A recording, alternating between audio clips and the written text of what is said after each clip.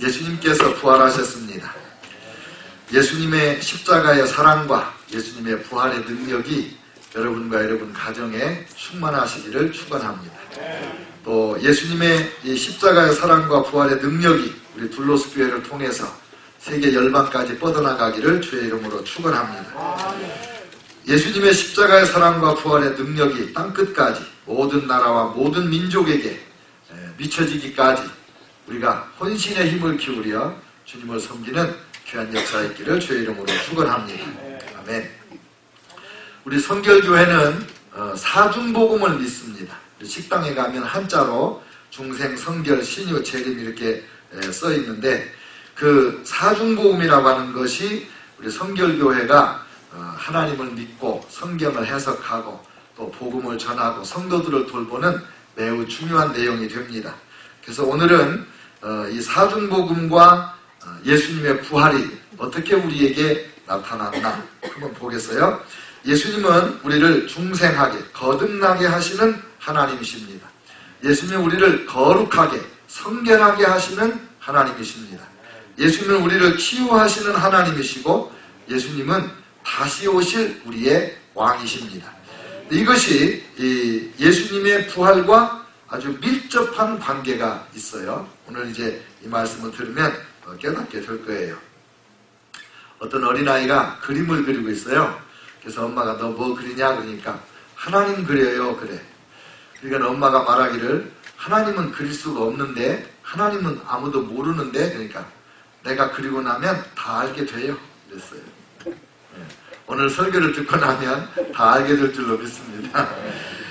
오늘 본문 말씀에 보니까 예수님의 7 제자가 예수님 십자가에 달려 돌아가시고 난 다음에 물고기를 잡으러 갔습니다. 옛날 직업으로 돌아갔죠. 밤새 고기를 잡았는데 한 마리도 못 잡았습니다. 지쳐있는 새벽녘에 예수님이 해변가에서 제자들에게 물어봅니다. 너희가 물고기를 좀 잡았냐? 못 잡았습니다. 오른쪽에다가 그물을 한번 던져봐라. 그물을 던졌더니 153마리의 물고기가 잡혔습니다. 모나미 153, 그 153이 여기서 온 거예요. 그때 제자 요한이 예수님을 알아봤습니다. 그리고 베드로 보고 주님이시다 그랬어요. 그러니까 베드로가 얼른 옷을 입고 물로 뛰어들어서 예수님께로 막 달려갑니다. 이제 배가 와서 정박을 하고 물고기를 끌어올리고 그리고 나서 예수님 말씀에 오늘 잡은 물고기 좀 가져와라. 그래서 그 모닥불에다가 부어서 조반을 먹고 그리고 예수님이 베드로에게 묻습니다. 요한의 아들 시몬아 내가 나를 사랑하느냐? 네, 제가 주님을 사랑합니다. 내 양을 먹여라. 3번을 똑같은 질문을 하고 똑같은 대답을 하고 그리고 주님께서 내 양을 먹여라. 내 양을 치라. 이 사명을 주십니다. 이 대화로 인해서 베드로에게 어떤 변화가 일어났을까요? 예수님을 3번 부인하고 스스로에게 실망하고 하나님 앞에 예수님 앞에 너무 죄송하고 그래서 자포자기하고 절망해서 3년 전 직업으로 돌아가 버린 베드로를 찾아오셔서 깨어진 주님과의 관계를 회복해 줍니다. 그리고 그 마음의 상처, 예수님을 부인해버리고만 자기의 그 상처를 예수님이 어루만져 주시고 치유해 주시는 거죠. 대부분 학자들이 그렇게 말해요. 3번을 물어본 이유는 3번 부인한 것을 번복시켜 주는 거다. 예수님의 사랑이지요. 그래서 상처받은 영혼이 치유가 되고 사도의 권위가 땅에 떨어졌는데 회복을 해주시고 내 양을 먹여라.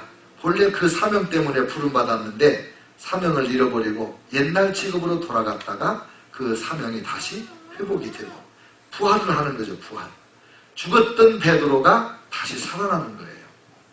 이런 역사가 예수 그리스도 십자가에서 죽으시고 부활하신 예수 그리스도를 만나는 모든 사람들에게 일어나는데 오늘 이제 살펴보려고 하는 특별히 4가지의 부활을 우리가 경험하게 되는 거예요. 첫째로 예수님을 만나면 죽었던 사람이 부활합니다. 이것을 중생이라고 해요. 중생. 사준복음제 중생. 한자로는 이렇게 써요. 중생. 거듭 중자를 쓴 거예요. 다시 태어난다.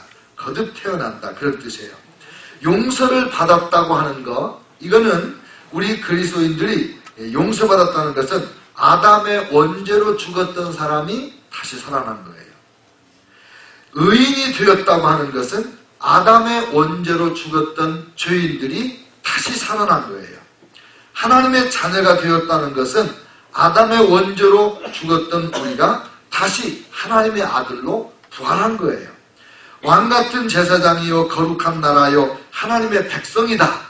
우리를 이렇게 불러주셨는데, 이거는 이 아담의 범죄로 말미암아 사명을 잃어버리고 신분이 전락하고 타락했던 우리를 부활시켜서 원래의 사명으로 다시 살려주셨다. 그 뜻이에요.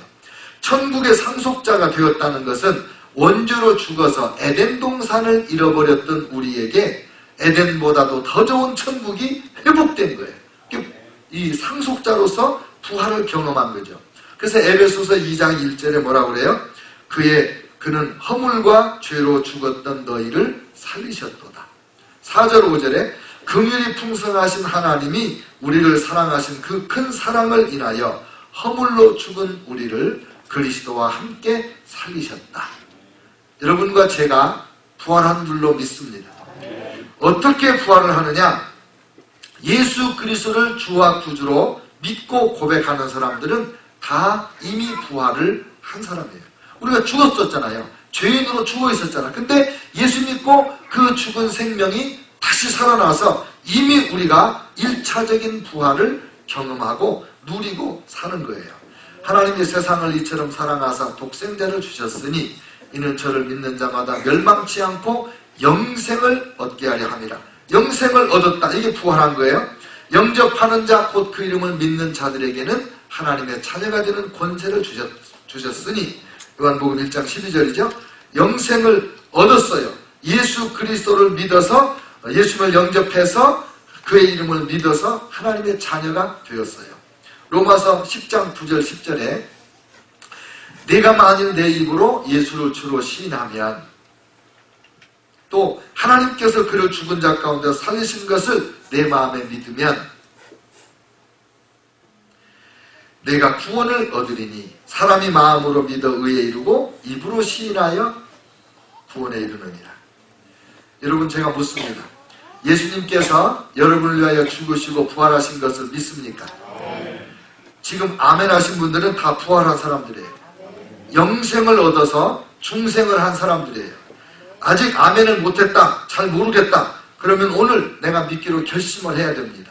예수님을 영접하는 자만이 사망에서 생명으로 옮겨지는 거예요. 그 다음에 두 번째, 부활하신 예수님을 만나면 우리 안에 죽었던 하나님의 형상이 부활합니다. 이것을 성결이라 그래요. 우리 교회가 성결교회죠. 성결, 한자로는 이렇게 씁니다. 성결, 거룩할 성자. 여러분, 예수님을 믿는 사람들은 하나님의 형상이 회복되는 건데, 무슨 말이냐면 우리는 하나님의 형상대로 지음을 받았어요. 하나님을 닮았다 이 말이에요. 하나님의 닮은 모습을 좀 살펴볼게요. 첫째, 우리 하나님은 거룩하신 하나님이에요.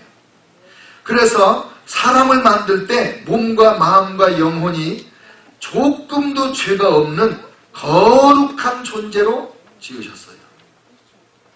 죄가 전혀 없는 깨끗한 사람으로 만들었어요. 왜냐하면 하나님은 거룩한 분이니까 거룩한 사람을 만드는 거예요.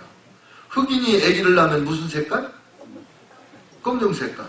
우리 황인종이 아기를 낳으면 놀놀하게. 그런 것처럼 거룩하신 하나님이 인간을 만드시니까 거룩한 인간이 나온 거예요. 그게 하나님의 형상이에요. 또 우리 하나님은 선하신 분이세요. 우리 하나님의 마음과 생각에는 악한 것이, 남을 해코지 하는 것이 조금도 없어요. 우리 하나님은 처음부터 끝까지 완전하게 순결하신 그런 분이세요. 그래서 아담과 하와를 지을 때 그렇게 순결하게 지었어요. 우리가 순결을 사모하잖아요.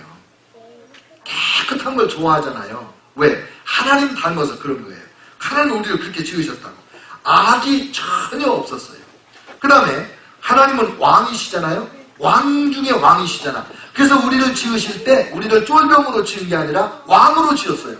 그래서 우리도 하나님이 지으신 이 지구를 다스리도록 하셨어요. 생육하고 번성하여 땅에 충만하라. 땅을 정복하라. 그 가운데 있는 모든 것을 다스리라. 이 다스리라고 그랬잖아. 쫄이 다스려요? 왕이 다스리시지. 하나님은 왕이니까 우리도 왕으로, 통치자로, 위임 통치자로 왕이 되었다 이 말이에요. 그 다음에 하나님의 형상 중에는 사랑이라는 게 있어요. 하나님은 사랑이세요. 하나님은 사랑 덩어리야. 사랑의 근원이야. 하나님 안에서 모든 사랑이 나오는 거예요. 그런데 그 사랑의 하나님이 인간을 지으니까 이 인간은 사랑을 먹고 살고 사랑을 하며 살고 사랑을 받고 살고 사랑 없이는 사는 것 같지 않은 그게 인간이에요. 요즘에 어린아이들이 연애를 많이 합니다. 초등학생도 애인을 사귀고 중고등학생들이 애인을 사귀었다 헤어지고 내가 가슴이 아파요. 우리 때는 고등학생쯤 돼야 연애편지 썼지. 장모님도 그러셨죠?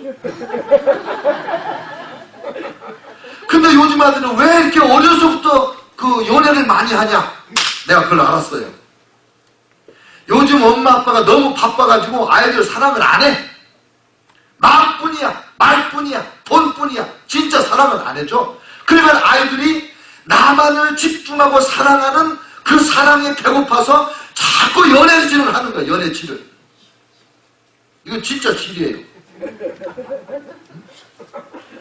제가 사이판에 있을 때 너무 당황된 이야기가 있었다고 그랬잖아요. 아이고 우리 성도들이 공장에서 일하니까 중국에서는 우리 청년들이 공장에서 막 하루에 15시간씩 어떤 때는 20시간도 일하고 막 이래요. 그 내가 얼마나 수고가 많냐 얼마나 힘드냐 그랬더니 일 없습니다.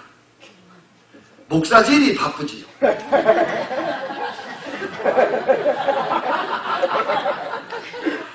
이게 칭찬인지 욕인지 알 수가 있어야지.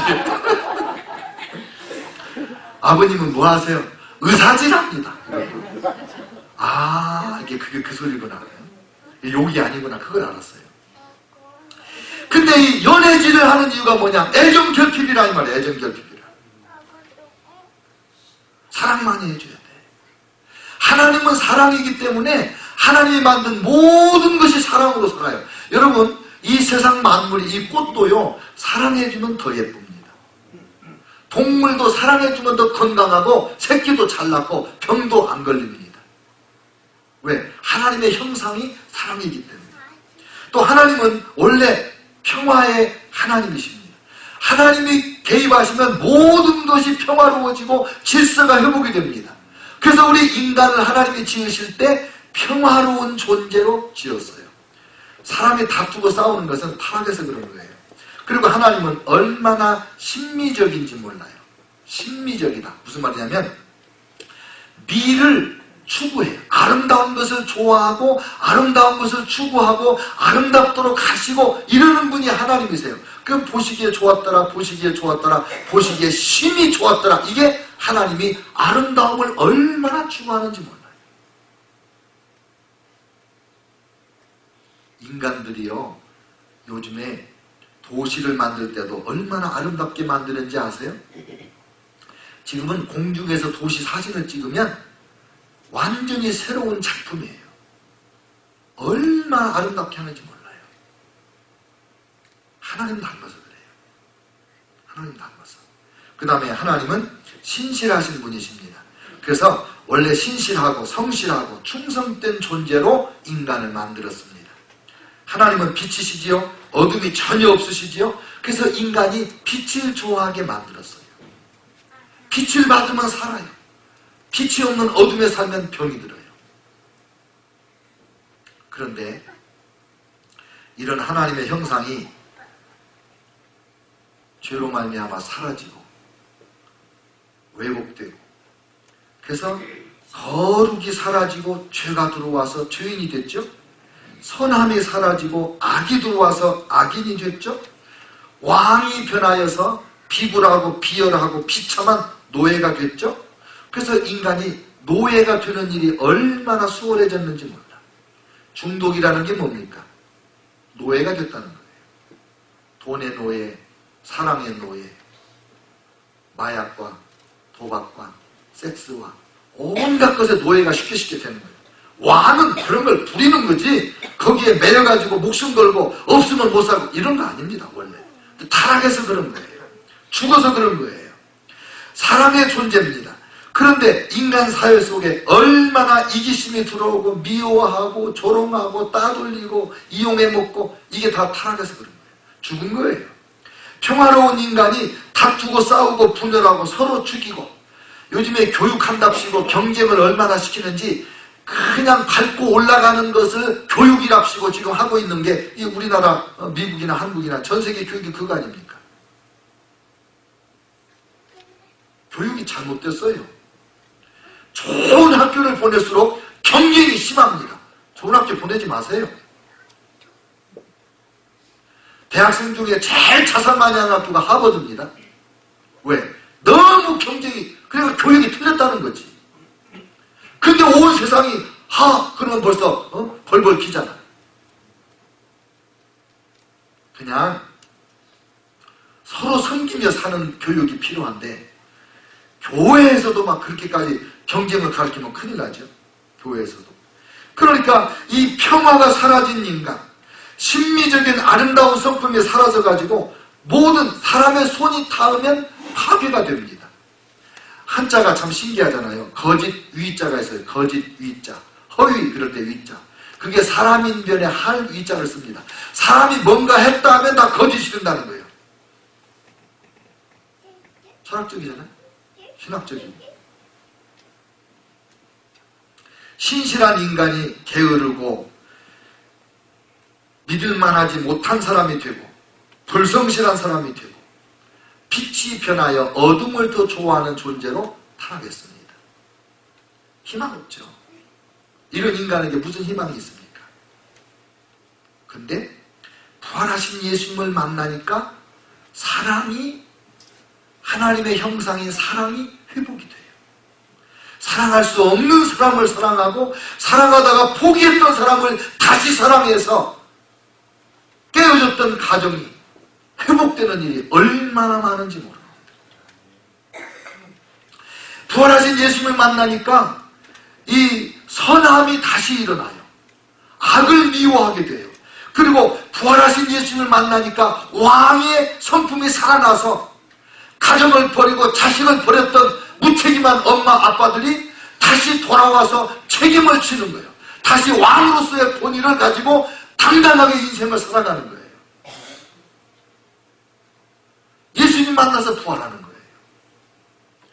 부활하신 예수님을 만나니까 사랑이 회복되고 그래서 이타적인 사람으로 변해. 그리고 주면서 행복해지기 시작해요. 이전에는 뺏고 움켜쥘 때만 행복했지 줄 때는 발발발발 떨었잖아. 불행하다고 생각했잖아. 바뀌었어요. 왜? 하나님처럼 무한정 줌으로써 사랑을 느끼고 행복해지는 존재가 하나님의 형상이거든. 부활하신 예수님을 만나서 그렇게 변하고 있는 거예요. 우리가. 부활하신 예수님을 만나니까 우리만 끼면 화목해져요. 예수님 믿는 사람이 들어가면 싸우던 사람들이 다투지 않아. 서로 오해하던 사람들이 이해를 하고 화해를 해요. 서로 원수 척지던 사람들이 얼굴을 마주보고 웃으면서 사이좋게 지내는 그런 평화의 역사가 일어나요. 화평케 하는 자는 복이 있나니 저희가 하나님의 아들이라 일컬음을 받을 것이라고 팔복에 말씀하셨잖아요. 심미적인 성품이 회복이 돼요. 그래서 너무너무 아름다운 것을 사모하고 아름다운 것을 추구하고 아름다움을 만들어내고 아름답지 않으면 내가라도 손을 써서 아름답게 변화시켜버리는 하나님의 형상이 회복되는 거예요. 언제? 부활하신 예수님을 만나서 하나님의 형상이 부활할 때 우리 안에서. 여러분 한번 가만히 나를 보세요. 내가 예수 믿기 전과 예수 믿은 이후에 어떻게 변했나. 하나님의 형상이 지금 내 안에서 부활하고 있어요. 내가 여기 있었는데 이만큼 왔다? 이만큼 내가 부활을 지금 누리고 있어요. 근데 우리는 내가 가야 될 길이 멀다 생각해가지고 지금까지 누린 이 부활을 감사하지 못할 때가 많아. 근데 그러지 마세요. 예수님을 만나서 내가 이만큼 변했지. 할렐루야. 주님 감사합니다. 그래야 더 빨리 그 부활의 형상이 회복되는 거 아니겠습니까? 그리고 하나님의 형상 예수 그리스도를 만나니, 부활하신 예수님을 만나니 용서할 마음이 생기잖아요. 내가 용서받았는데 나도 용서해야지. 벼룩이도 낯짝이 있지. 내가 $10,000를 용서받았는데 $100를 용서를 못하면 되겠는가. 이러면서 용서하는, 이게 하나님의 형상이 내 안에서 회복되는 거예요. 부활하는 거예요, 이게. 그 다음에 부활하신 예수를 만나면 우리가 능력과 권세를 받게 됩니다. 무능했던 자가 치유돼서 강한 자가 돼요. 어리석은 자가 치유돼서 지혜로운 자가 돼요. 이거를 신유라고 그래요. 신유. 하나님이 치유하신다. 그거예요. 그러니까 저와 여러분이 하나님의 치유를 받아서 능력이 부활하는 거예요. 우리의 역량이, 우리의 잠재력이 다시 살아나는 거예요. 그래서 이전에는 무기력했던 사람이 이제는 능력 있는 사람이 돼요. 이제는 쓸모없던 사람이 아주 요긴한 사람이 되는 거예요.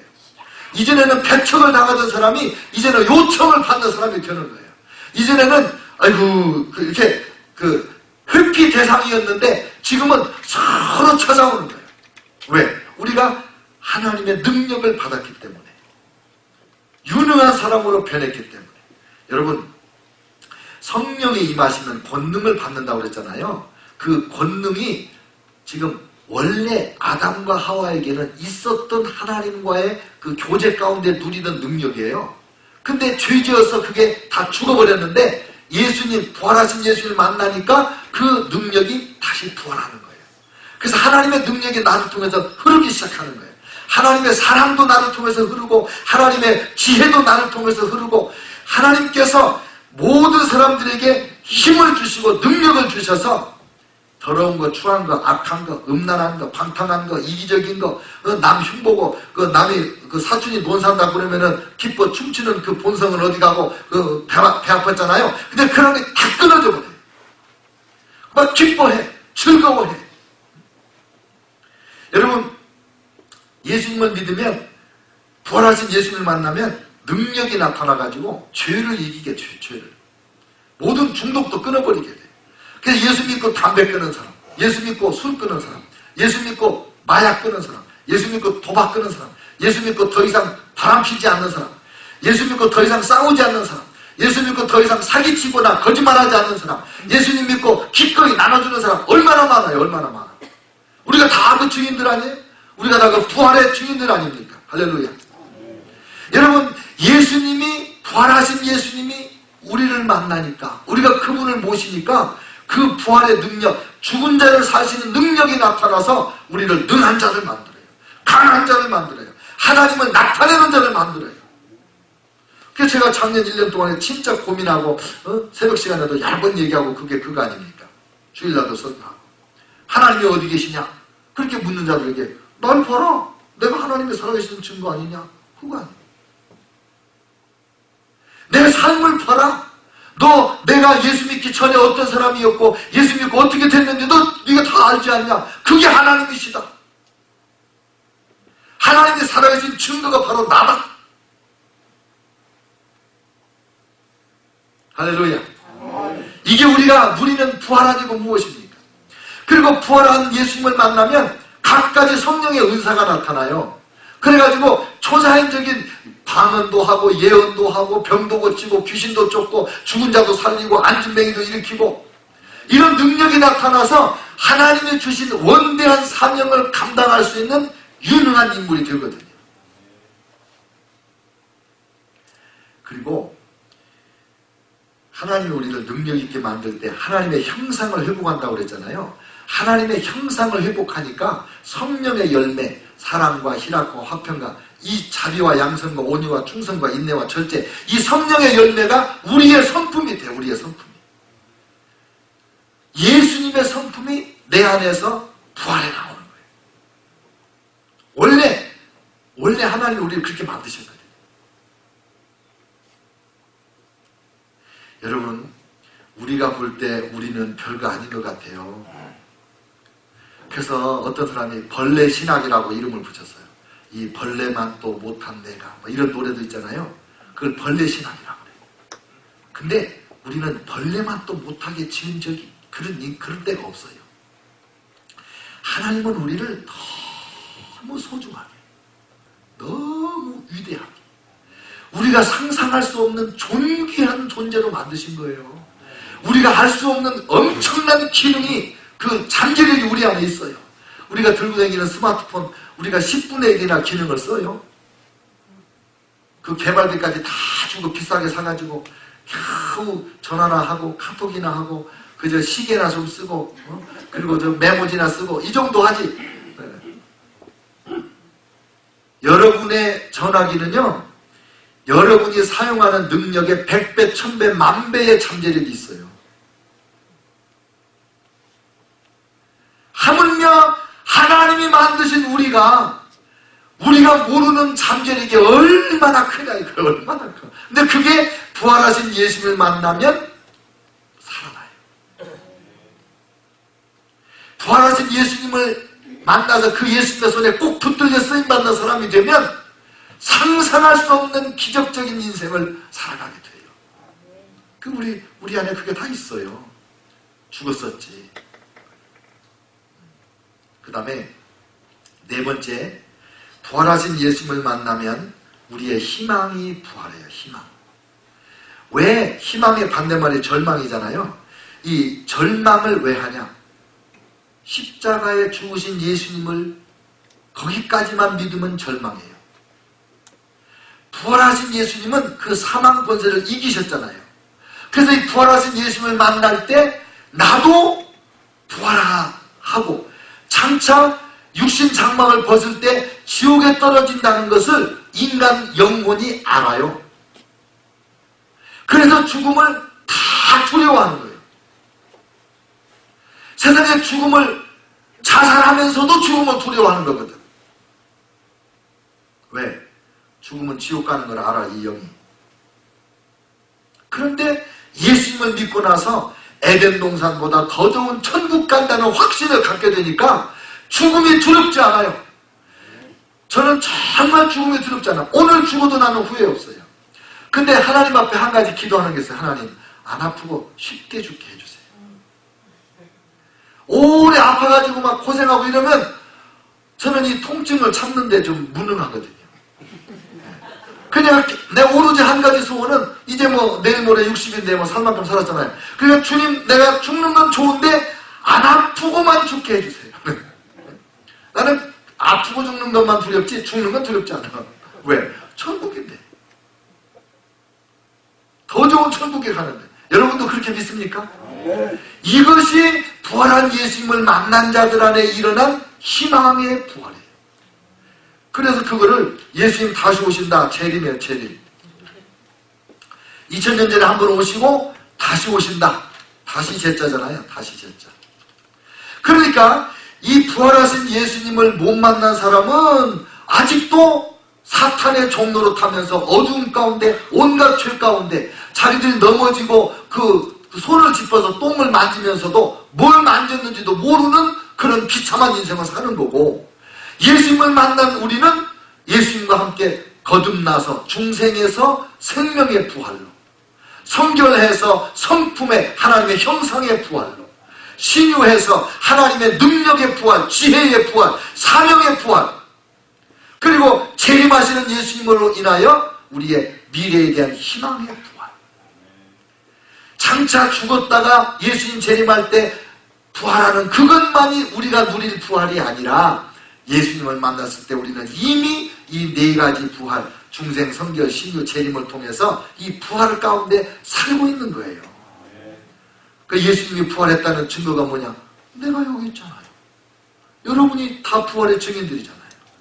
그래서 사도들이 편지 쓸 때 구름같이 허다한 증인이 있다고 그렇게 당당하게 말한 그 구름같이 허다한 증인 중에 저와 여러분이 딱 거기 들어있어요. 할렐루야. 야, 우리는 이제 어떻게 살아야 돼요? 하나님의 자녀다. 나는 생명의 소유자다. 하나님의 형상을 회복된, 하나님의 형상이 회복된 사람이다. 그러니까 거짓말을 하다가도 아니지, 이건 내가 아니야. 나는 진실한 하나님의 형상의 소유자야. 누구를 미워하는 마음이 들다가도 내끼고 너하고 나하고는 상관없어. 나는 하나님의 형상대로 사랑하는 자야. 누구를 흉보다가도 아니지, 나는 하나님의 사랑으로 인정과 칭찬과 격려하는 부활한 사람이지. 움켜쥐기만 하다가 아니지, 손을 펴서 나누어주고 격려해주고 축복해주면서 하나님이 나에게 독생자까지 주셨는데 내가 나누어주면 더 많이 주실 텐데 내가 왜 움켜쥐기만 할까? 이게 부활하신 하나님의 아들 예수님을 만난 사람의 삶이 아니고 뭡니까? 여러분, 우리가요, 이 넓은 눈으로 전 세계를 바라볼 때 그리스도인들 손에서 도네이션이 나와요. 예수님 믿는 사람들이 조금 가진 사람이나 많이 가진 사람이나 기꺼이 나누며 사는 거예요. 기꺼이 나누며. 여러분, 부활하신 예수님을 만난 사람답게 왕으로 사세요. 멋지게 사세요. 여러분 손에 쥔 것이 없어도 걱정할 게 없어요. 이미 아버지가